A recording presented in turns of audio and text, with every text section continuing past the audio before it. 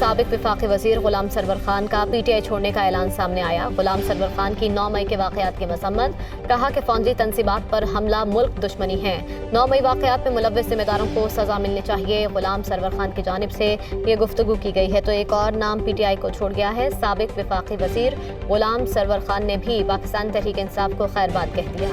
مجھے اور میرے خاندان کو سیاست میں آئے ہوئے تقریباً 50 سال ہو چکے ہیں۔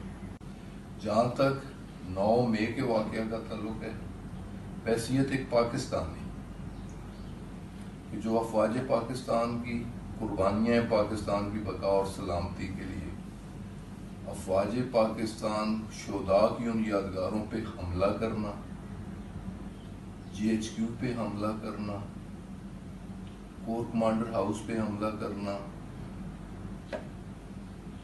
میاں والی بیس پہ حملہ کرنا، وہ حملہ آور ملک دشمنی کے مرتکب ہوئے۔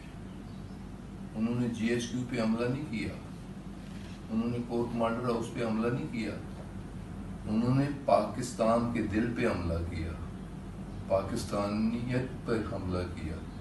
تو میں ان تمام ناپاک عزائم اور ناپاک اقدام کی بھرپور مذمت کرتا ہوں۔ میرا یہ مطالبہ ہے بحیثیت ایک محب وطن پاکستانی کہ ایسے لوگوں کو قرار واقعی سزا ملنی چاہیے۔